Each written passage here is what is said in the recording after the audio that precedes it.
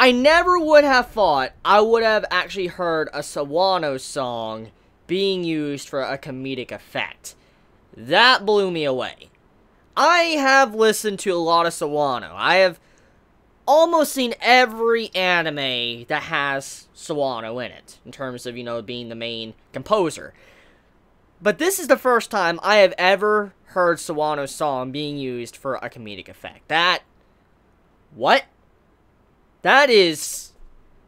I don't even know what to say to that, because Sawano's music is so badass. It brings so much life to so many scenes, and it just gets you pumped up. But I've never had it to where a song can really be used to that effect. Sawano, of all things. Just like, that really impressed me. And I'm just like, that is probably going to be an underrated scene from this series. Because that scene deserves more praise. That was something I have never seen done with Sawano at all. Because, just, yeah, I don't even know what to say. Just, that blew me away with the way that was done. So, it is revealed that popularity might be the key to changing things, changing the created's worlds. So, this is very fascinating, because that means that you can't just go in and write something about a certain character that comes to our world, make them OP as fuck, and then that's it, like GG, they're OP. To be able to change them, it seems like it has something to do with popularity, which I do like that idea, because it makes a lot of sense. I mean, a lot of these characters that are being dragged out into our world, most likely they're probably one of the most popular characters from their respective series, and it would make sense that if it was that, it would make sense that it would also have to be popularity to also accept these changes. It's kind of like this, okay? Let's say a writer takes a sudden turn with a character, okay? And the character automatically, for some reason, turns into the most OP, godlike person you've ever seen, but it didn't make any sense, because the writing was absolute shit.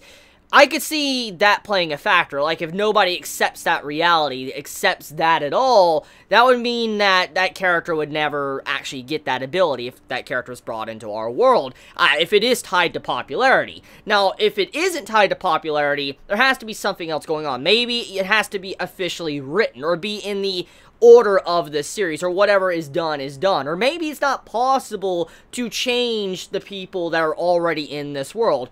Who knows? But the big question that this series is making me think right now is the possibility of time travel. Now, I'm not the first one to think of this, because this has been brought to my attention already quite a few times, actually, on Twitter and on YouTube, and so I'm not the one to really think of this, but I just kind of want to bring it all to your guys' attention if you were unaware of it. Many have been speculating, and now I'm speculating it as well, that there is a possibility that our main male character wrote, the main antagonist of this series. The military girl with the white hair and all that.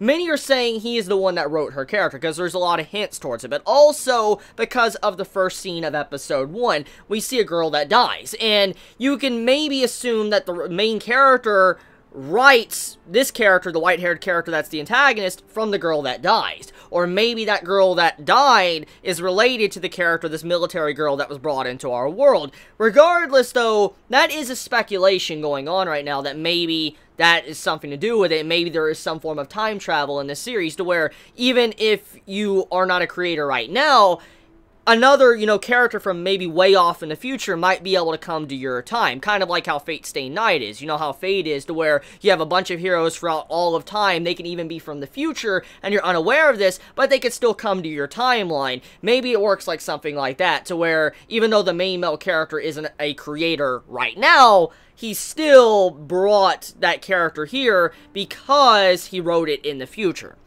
Maybe something like that's going on. Now, there is another thing, too, that is very fascinating about this, and I'm really curious to see if this is dived into. What happens when the story is done? This is something that I've always been interested in, as a person that reads a lot of books. Not just anime and manga or whatever, I'm talking about regular just books in America, in the States. I've read quite a few books and stuff, and one of the big things that makes me appreciate this series is because I read this book series called Ink Heart, Ink Spell, and Ink Death, and I've already discussed that in my first impressions. I love that series, and it kind of dived in a little bit to this topic I'm about to mention.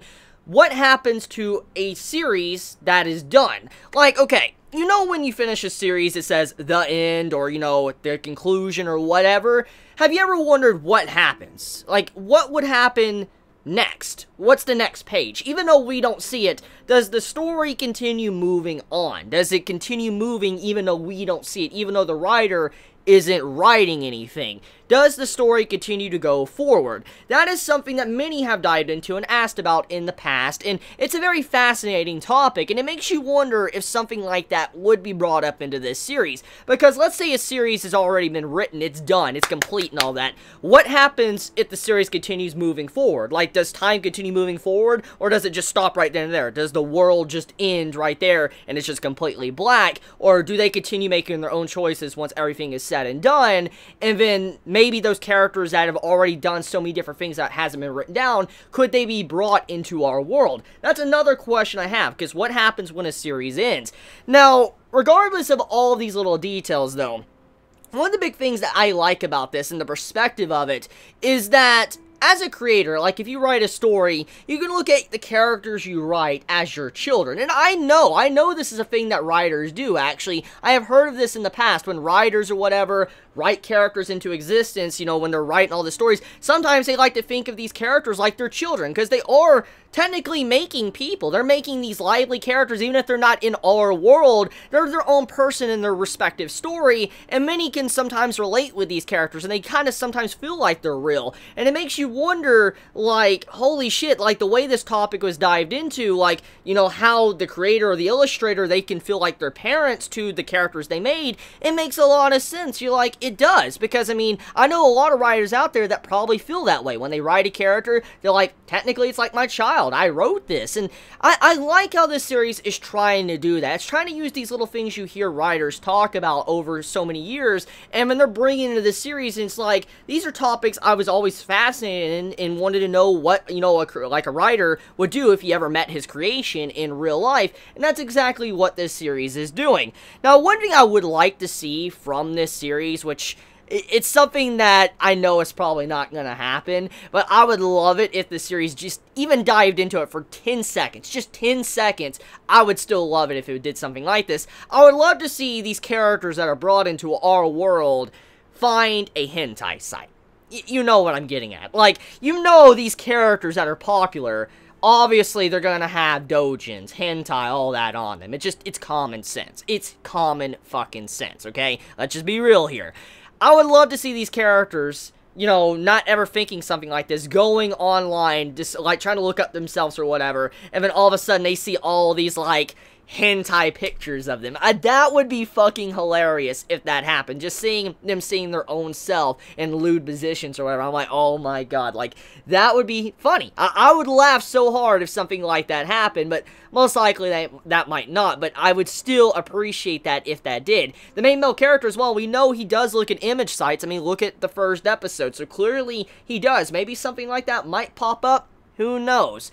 So, one other thing, too, that needs to be discussed is the fact that the overall bad guy, the villain, you know, the final boss or whatever of his respective series, as I said, had his own stand. Apparently, many said that's a Persona reference, not a stand reference. So, my bad. As I've said many times in the past, I haven't played Persona, and I know someone's sending me Persona 5 in the mail, but I mean, I personally have never played Persona, so I don't really know anything about it. I'm gonna be honest, I'm not even gonna lie about that.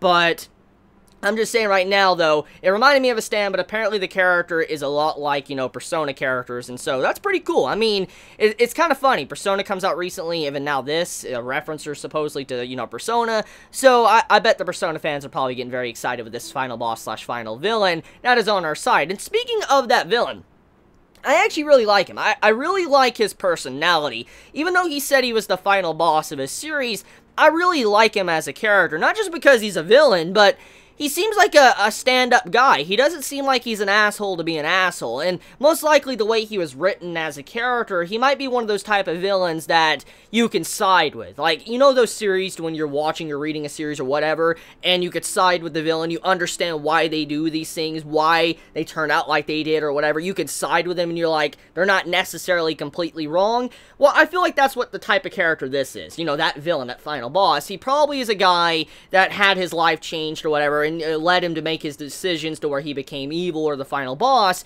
and that's why he ended up like he did. And that's probably why he has so much popularity as well, because he was a relatable character. He was someone that you could side with, and that's probably why he was popular. He was a badass, but also he's like, maybe he was right. So yeah, that's food for thought as well for this episode. So yeah, Recreators, Episode 3, great episode, great series, continues to impress me week after week. Episodes honestly feel way too short. I wish they were longer. I just sit down and I finish the episode and it feels like it's only like 5 minutes because that's how much I really enjoy the show. Definitely one of my favorite series of Spring of Anime 2017, not counting sequels, by the way. This is definitely one of my favorites. So let me know your thoughts in the comments below. I love you all so much. Please be safe. Chibi out.